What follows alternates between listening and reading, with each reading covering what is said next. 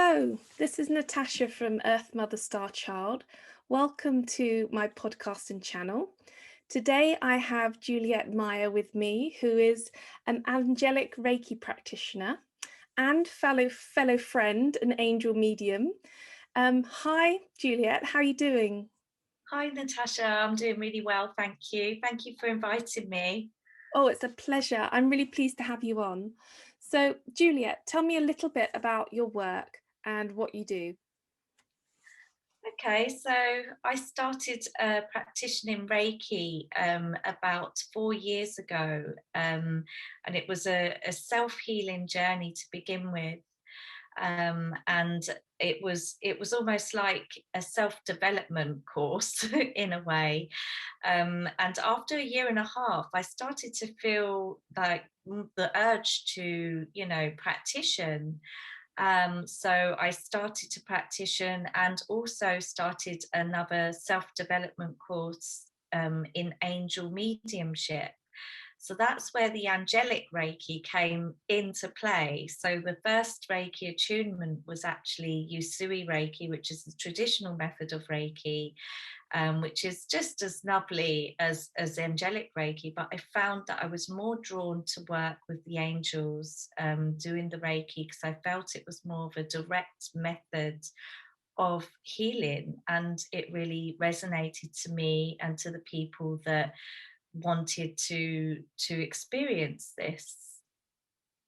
Oh, So I've been wonderful. doing it now for, yeah, it's been lovely. It's been a very slow journey because I've still been working corporately in between, so I haven't quite tipped over to working full time as an angelic Reiki practitioner, but it's something that I'm, still working on, and have clients that are very flexible. So I've been very lucky, and they do say that the right clients come to you at the right time, and I've just put my trust in that.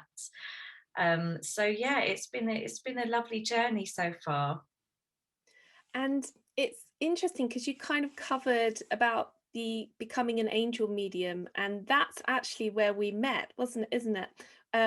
We That's met at right. the College of Psychic Studies in London, which, if anyone doesn't know about that building, it's an amazing building. It's been there 100 years, and it's been just a fantastic place where you do courses and you meet people, and I meet people like Juliet, and you just have some really great experiences as well as training in your sensitive gift.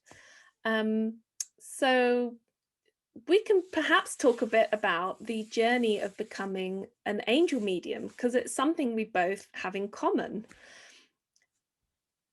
So when did you start at the college? How long ago? So my journey began 4 years ago, and it was by total random chance of, I know I shouldn't say random, but it felt that way to me at the time. I was looking at doing the self-development course really, and looking into psychic development. I was very drawn to that. And my partner was cycling home one day and just saw the college and said, "Oh, I've picked up a college prospectus from this college. I thought you might be interested." And as soon as I saw this book, I was like, wow, I want to do all of these courses. They just resonate so much. And the thing it was, because I was working full time, I had to find something that would fit in with my working hours. And at that time, the angelic mediumship course was the one. And I thought, well, I've not really been that interested in looking up studying angels really. But I thought it could be interesting, and it was actually a test for me to overcome my fear of looking into this type of subject, because I kind of was programmed from a young age to not believe in these types of things, even though I was so drawn to it. So it kind of bound me in a way, and it was like a test. So I booked up the course with Liesl, our tutor, as you know, and the first class was so moving emotionally, and just it freed me of this fear, you know, of disbelieving, and just being open again and being free to believe. And the guided meditations just really, yeah, they took me somewhere, and it really did make me feel this overwhelming sense of love and connection with the angels. I could feel their presence. And that's how it all began. And ever since then, it's 4 years later, and the advanced course has just finished, as you know, and yeah, we're here today. So yeah. Wow, what an amazing journey. And I can really relate to what you're saying about feeling so comfortable, because I mean, I went first time I went to the college, I was quite young actually. My parents took me and I was aged about 12, and I had a psychic reading with the late and great artist, psychic artist Coral Polge. And Wow. then that began like this journey for me where I went back as a kind of late teens in my 20s and did courses there. But I hadn't done angels. And so it must have been about the same time as you, maybe, I don't know, 4 years ago, maybe even a bit, maybe, I can't remember actually. But I found that going to do the angel work was really, really special, because I just halfway through my week, I attended the class at the college and I got this kind of boost of energy. And when you talk about the meditation, yeah, I mean, I would wait my whole week to go and enjoy this meditation where I would get like a sort of cleansing and of my energy field and a renewal, and meet lots of other people who, you know, were going through a similar experience with their sensitivity and clairvoyance. So Juliet, have you always known that you were psychic or clairvoyant, or what do you call yourself? Do you call yourself an intuitive or a healer? I feel intuitive more than anything, or claircognizant, as in like I just know. And I felt that I have, yeah, from a young age, I felt there was something a little bit different about my experience of the world to other people, and at an early age as well. I kind of was very perceptive and very intuitive. Um, Perhaps beyond my wisdom at that stage, but not really understanding it and trying to fit in, and worried that I wouldn't fit in if I was different. So I kind of you know, pushed it to the side, so to speak, and you know, got on with how I should behave and be and think and feel. But really I did feel different, and had that intuitive knowing um from a very young age. Yeah, definitely.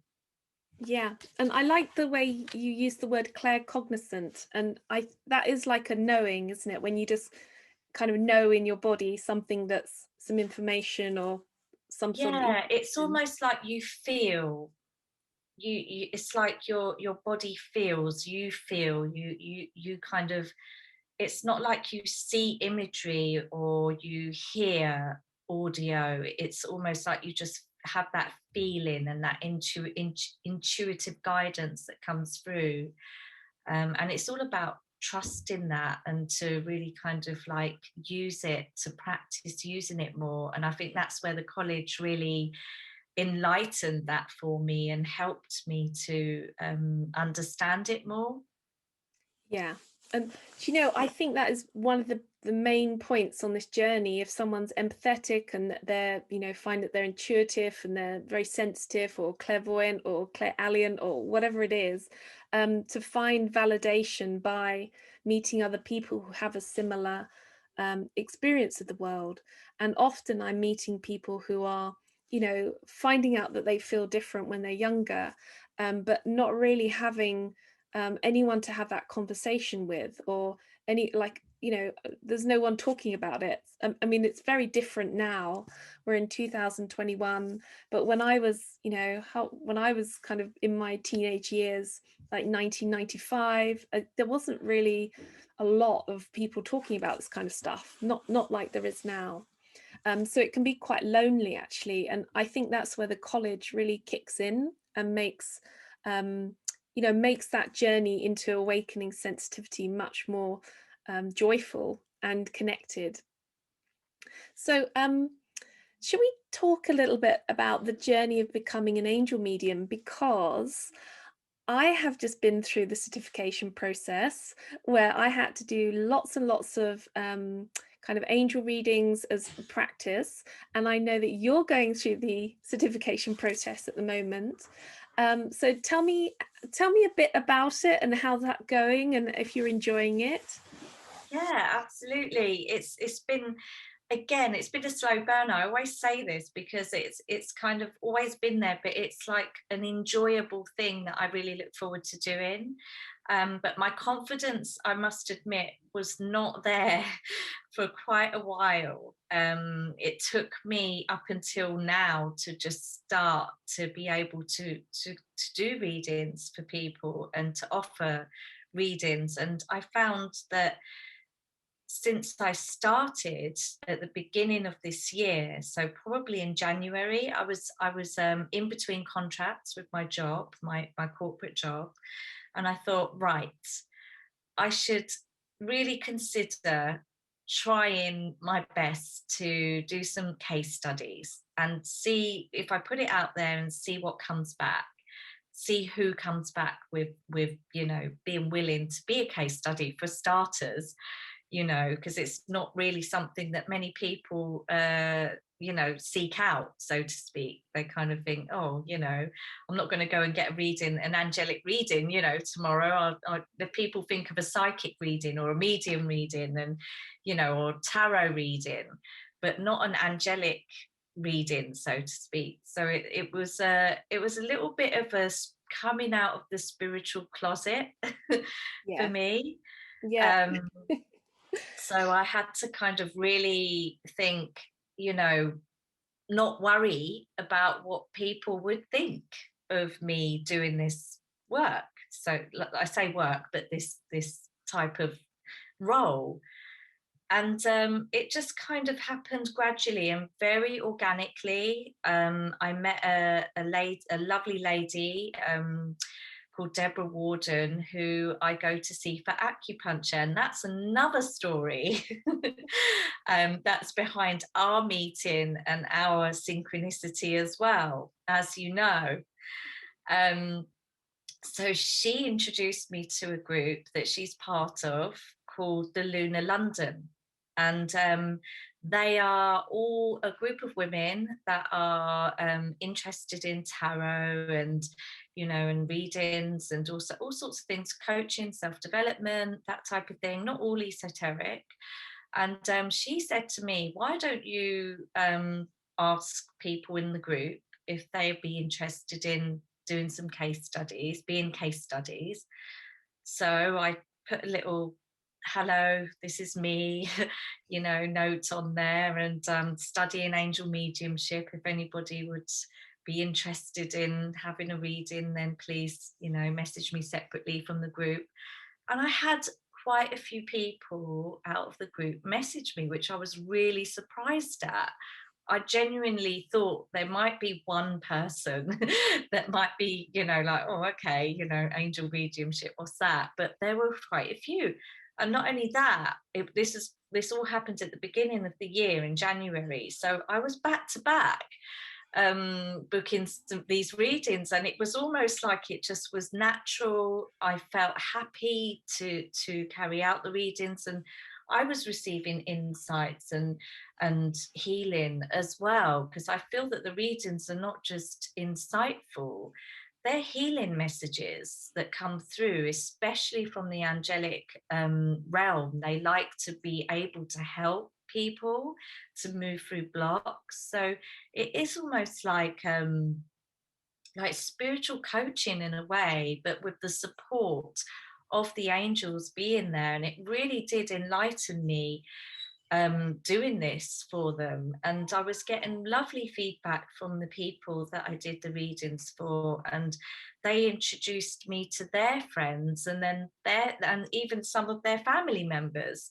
and I was like, oh, okay, I must be doing something right then, and the angels are supporting me. And you have these, it's natural to have these doubts, and I say 3D doubts, being in that mindset of, or maybe this isn't the right path for me sometimes. And sometimes you think, oh, that didn't go very well. And then you get a feedback form, a few days later, saying how well that they, that the messages were received, even though they looked like they weren't being received well, if that makes sense. And that kind of boosted my confidence a little bit more. I'm still working on that. Obviously, it's going to take some time, but so far, so good, touch wood. It's all been okay. And I am close to getting up to my case study amounts that I need for the college, but I've started to slow down a little bit now. I'm focusing more on becoming a mum, so that will be very soon. So it's kind of gradually slowed down because I had a new job contract as well, so I am working full time as well, so I'm being mindful of my time. But yeah, it has been going really well so far, and I'm so pleased that I took that leap of faith and came out of the spiritual closet, and now I feel freer because people know that's what I've been doing. Yeah, it's kind of strange because I spent quite a lot of time like being quite secretive. Like I would never, own up to being a clairvoyant, or not in public anyway. And like if someone asked me, oh, what do you do on a Tuesday night or something, and I'd go, oh, I just go for meditation. I wouldn't actually state what I was doing at the psychic study, the College of Psychic Studies. And I just think that's changed so much now. Like it's a bit like being out of the bag is the new way to be. Like I kind of noticed it was about owning our authentic power and kind of standing in the world like, well, actually this is what I'm doing and this is who I am, and that's actually really okay. Yeah. But it's quite an empowering process, I think. Well, it was for me. So Juliet, just so everybody knows, we have to do 50 case studies to get the Angelic certification. It took me quite a long time. I started in, I know, 2019, and I think I'm just got it this year. So that took me, maybe a year and a half or 2 years to do 50 case studies. It is quite a process. So if anyone thinks that this is an easy thing to do, I think we can categorically tell them actually it is quite a kind of arduous process, but it is a very uplifting process. And one of the things I loved about being taught how to do the angelic mediumship was they're saying it's like a double healing. Like when you give messages to your client from the angels, you actually receive a healing because that vibration has to come through your body and through your voice and through your sort of energy field. And so I always feel really uplifted after having worked with my clients. Is that the same way that you were experiencing it too? Yeah, everything you're saying is just yes. Yeah. Yeah. It is, it really is. It's so, it's almost like you just feel that you're being of service as well for them to be able to move past any blocks that they may be experiencing, because sometimes the messages are always so loving and so thoughtful and positive that it really does help them kind of see things from a different perspective sometimes, because sometimes people go into wanting a reading because they want their future told, and it's quite a common thing where they're kind of expecting you to say, oh, you're gonna win £1 million, or you're gonna meet the love of your life tomorrow on the bus or something.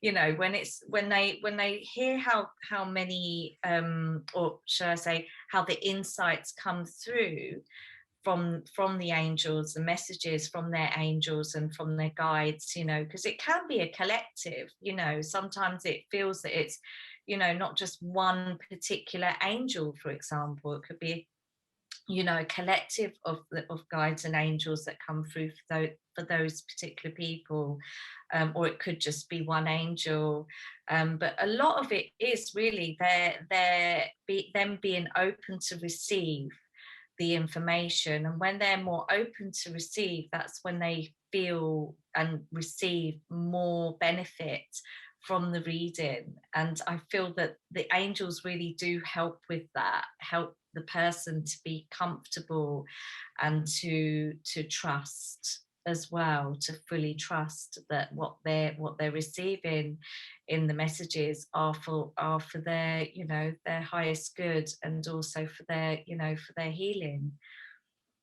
Yeah, and that's so beautiful the way you've described that, because I found sometimes people coming to the reading had like a bit of an agenda, like they wanted to know about work or relationship, or I don't know, some sort of kind of fortune telling. And the messages that came through for them were actually much more encompassing than those small, you know, things that people thought were quite big, but actually in the whole scheme of the picture, the angels wanted them always to expand and be more joyful and like raise their vibration, and because that made living life easier. It made their relationship choices easier, made their work choices easier.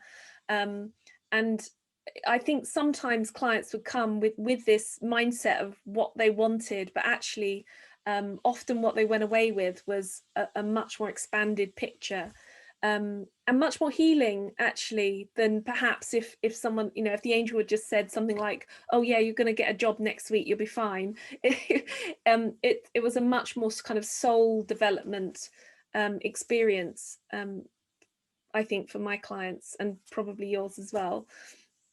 Yeah, absolutely. That's the type of feedback that has been that has come through has always resonated to the fact that they, you know, they were enlightened by the fact that they, you know, that those messages were really, you know, guided towards what needed to be brought up for them to be able to move past whatever it is. I mean, it's not always, you know, everybody is different, and everybody's so, some people are quite closed and they're not open to receive, and very skeptical, and that makes it harder for them to be open to the messages. But in general, I do feel, you know, that the messages that come through with an angelic mediumship reading is are in general healing messages, and healing for them, and maybe for, you know, situations and with people, perhaps, you know, to have that intention to want to, because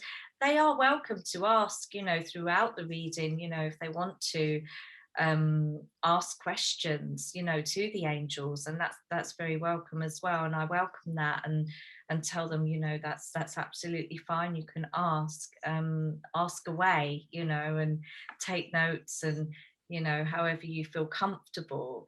And it just happens, it happens organically. These messages, they kind of come, they flow through when you're, you know, connected to that individual. And I find also, since being over Zoom, it's been a real test for all of us to do this work, but it's been a blessing as well. So I'm seeing the real positive aspect of being able to do it this way, because we can connect with people that we probably would never be able to meet in person, Yeah, you so know. true, so true. I mean, I had people in South Africa and Yeah, Sri Lanka and America, Hawaii. I had people from all over the place. Did you as yeah, well, Juliet? yeah, Yeah. yeah. Hawaii, the States, where else? Yeah, quite a few places that, you know, I would never. Ireland as well. That was a lovely one, that the island one. I'd just finished reading Celtic Angels by Teresa Chung, and somebody messaged me who I did a reading for probably a few weeks ago and said, oh, my friend would really be interested in if you're still looking for case studies. And I thought, wow, that's quite synchronistic, because I've just finished reading Celtic Angels and she's in Ireland, and it really felt that the energy of the of Ireland was coming through for that reading, definitely. Oh, how wonderful, how special and lovely. Yeah. Um, so what would you say to our listeners about looking after our, your energy, like looking after your energy if you're a medium or you're a very sensitive person or an intuitive? Do you have any like special tips or clues that would help people look after themselves? Yeah, absolutely. There's no real complexity in doing what you need to do to take care of your spiritual energy as well as your physical energy. And I'll start off with spiritual energy, which I found, from the college, from training with the College of Psychic Studies. They're very, very thorough, and help you to understand the importance of grounding your energy, which just simply means connecting yourself to the earth, the planet that we are on. And that just Absolutely. helps bring in, and it helps bring in that energy. Should anything, you can use, crystals. I find hematite is a really good grounding energy crystal for grounding. That's what I first started off with when on my Reiki journey, using hematite and wearing hematites as well. If you're very sensitive, I highly recommend some hematite, even just a small piece to carry, with intention of just grounding your energy and keeping you connected and anchored to the earth's energy, because sometimes we can float off a little bit and not realize that we're open. Yeah. And when I say open, I mean, susceptible to, energies around you. There's so much going on around us, especially people that live in the city. There's a number of things, and being in nature when you can, to regenerate that protection as well, to really kind of like just walking in a park, connecting, touching a tree, touching plants, having plants in your home as well, I feel is really important. If you have a Wi-Fi router near to where you sleep, move it. Switch it off during the night time. Surround it with plants. I mean, I have some cactus near my Wi-Fi router. If you Google cactus and plants that protect, EMF protection, electromagnetic protection, and physically, I would say keep your diet light, and keep your nutrition information, keep your knowledge of nutrition in check, because what you put inside your body really does affect your emotional well-being as well. So diet is and drinking water as well, to clear your energy is really important as well. And I drink a litre more than what I would normally because of being pregnant, but it really does make a big difference to your energy when you drink more water. And that's the physical side of clearing your energy and ensuring that you are, you're healthy as well, and your body is working correctly and wanting to help you. Yeah, absolutely. Great advice. Keep the instrument clean. Keep it Yeah. nice and pure, because that's, makes everything so much easier. Yeah, so what I was thinking then when you were talking about radiation, was I was looking at some like bags on the internet where people put their routers inside so that they don't Wow. get the EMFs. And I think we're getting a lot more technology to help us, because obviously with the onset of 5G, which some people think is a really good thing and other people are not so sure, there is going to just be more radiation around. So I think this is a really good tip for very sensitive people, because radiation is obviously in the air, we can't see it, but we do have an experience of it. And so if anyone's having that experience, there are things that you can do to help yourself. Yeah. So I was just wondering where people can find you, Juliet, if they want to work with you, if they want to have some of your beautiful angelic mediumship or angelic Reiki, where can people come and find your work? Yeah, I have a Instagram page. I've not got a website or anything like that at the moment, because I'm still in between working my corporate job. But I do advertise, my healing services on my Instagram page, and I offer free medium readings, angel medium readings on there every week. Just short IGTV videos, if anybody would be drawn to that. And yeah, you can contact me through Light Up Your Life on Instagram. I should have sent you the link actually, but It's okay. you could I'll put it possibly on find the. that and paste it in. So Juliet, you know that I work a lot with people who are looking for their soul purpose, and it's a kind of particular interest for me. So do you feel that you are living and working in line with your soul purpose? I feel that I'm living and working towards my soul purpose.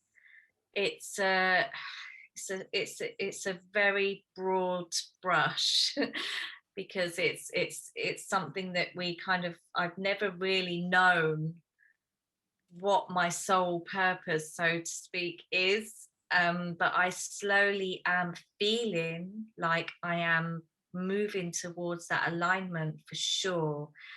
And I guess to explain how that feels is when you're doing something that you feel is enjoyable and also being of service and helping others and receiving that feeling of knowing that you've made a difference to somebody's outlook or perspective or help them in some way or another, that really does make you feel that you want to do more of that. So that's how it begins, and that's how I feel it's heading. So I'm pleased that it's finally finding that alignment. But I would say to anybody that's looking and wanting to know and not really knowing, is just going with how they feel drawn to in their heart center, what they really love to do and what they would really love to do, rather than perhaps the 9 to 5 or the corporate job or whatever it is that they're doing now, what it is that they really would like to do, and focus on what you would like to do more of rather than thinking of what you don't want. Really helps you to understand what you enjoy more and put you into that path of alignment. Yeah, that's so beautiful and very, very wise. I kind of think follow your heart is the best advice you can give anybody, and not let your mind sort of shut it down or dismiss your dream or your vision, because everyone's birthing out this amazing vitality into the world. And if we kind of shut it down with the mind and say, "Oh, we can't," or "We shouldn't," or "It won't," or whatever, then it sort of loses that flavor of life, which it needs to take root in our lives. Well, it's been an absolute pleasure, Juliet. Once again, having a lovely chat with you, and I really wish you lots of love, work, and joy in your work as you move more into it. Thank you, Natasha. Thank you for inviting me. It's been really lovely.